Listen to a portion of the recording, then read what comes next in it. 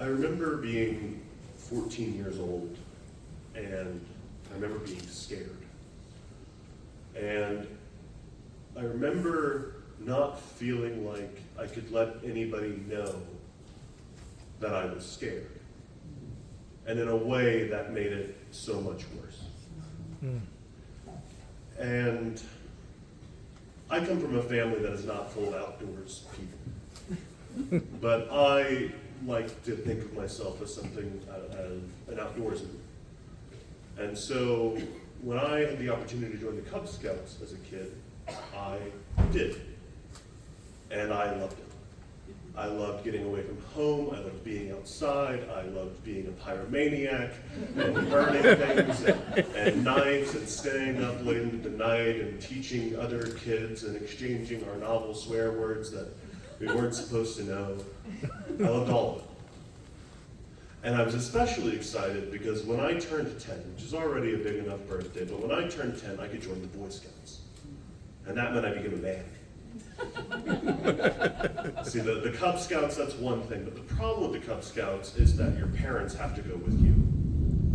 And I wanted the freedom to be alone. And so I was so excited to become a Boy Scout, to be able to go out in the woods. Not that we're completely unsupervised, it's not like Lord of the Flies. I mean, you have a scoutmaster and an assistant scoutmaster, and there's always kind of too deep leadership and people that take care of you and make sure you don't, kill each other. But it was more freedom. It was more of a chance to be alone. And so when I was 10 years old, I joined the Boy Scouts, and I learned the skills of a Boy Scout, which were supposed to be enough to survive in the woods, though I don't think I could survive in the woods. And I was in the Boy Scouts for several years. I started at 10, and when I was 14, we took this trip up to Pigeon Mountain, Georgia.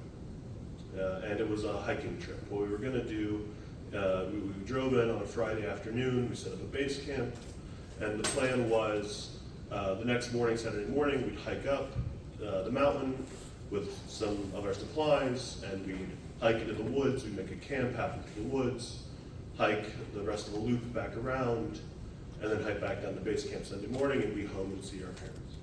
And I love this kind of thing. I mean, I didn't like the walking part of the thing, but I like the sense of the thing. I like the freedom of the thing. I like the responsibility thing. And at this point in Boy Scouts, I'm a hotshot.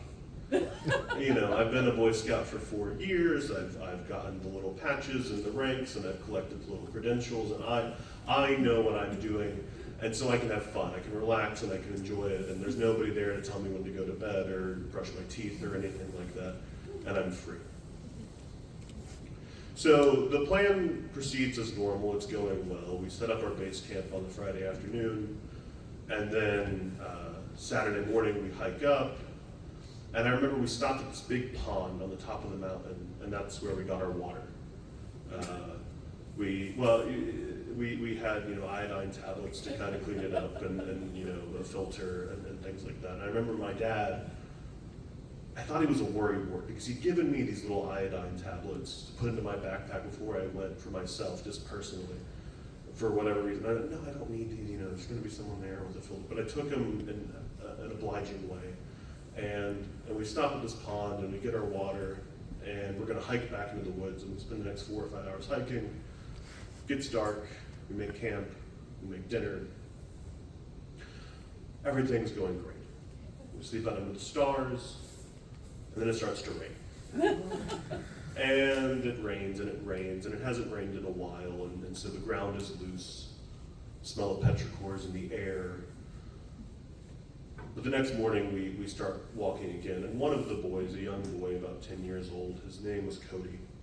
We notice about a quarter mile in that he hasn't put his boots on properly, and he's kind of stomping the heels of his boots in. And we're supposed to be coming to a fork in the trail soon, and so the adults say, you guys just keep on going, we'll fix these boots, and just stop at the next fork and wait up for us. And so we hike on, and it takes a little while to get to this fork, but not too long. I think you can see where this is going. And we stop, and we wait, and we wait, wait. And an hour passes, and I'm the oldest one there, and I guess I'm in charge. One of the 10 or 11-year-old is like, I'm kind of hungry. Can we go ahead and make lunch? And yeah, we all packed in our lunch, so okay, we'll make lunch. And so we eat lunch. And we wait. And we've each got, maybe a water bottle left.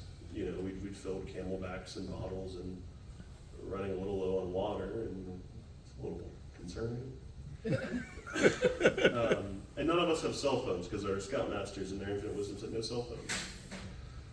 And I'm like, okay, they're lost. Obviously, that's what's happening. We're not lost. They're lost.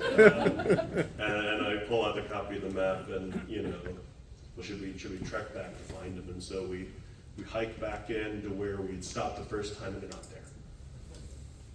Okay. So we hike back out.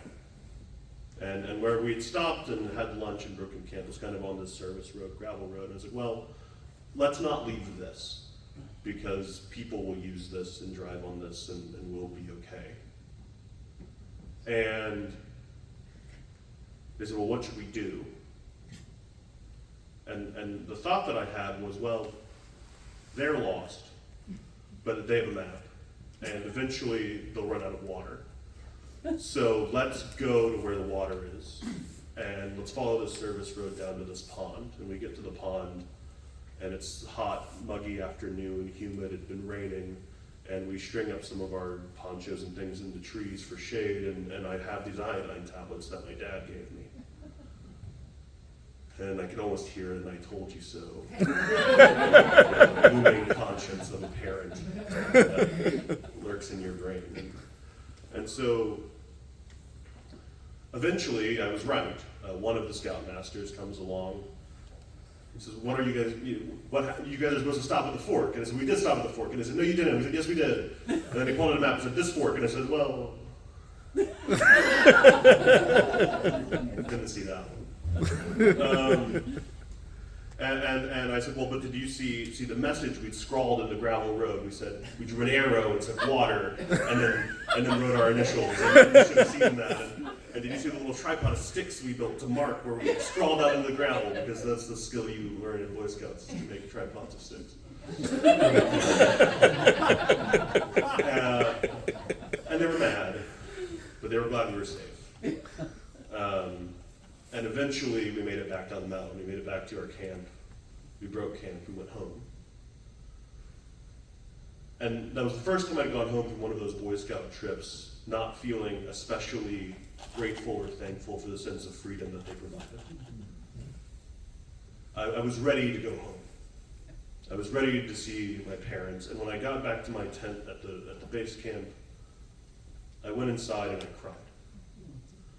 And it was a weird cry, because I'd held it in for a while. I didn't want to look like I couldn't in front of other people, in front of these kids who needed somebody to run things, but I myself was a kid.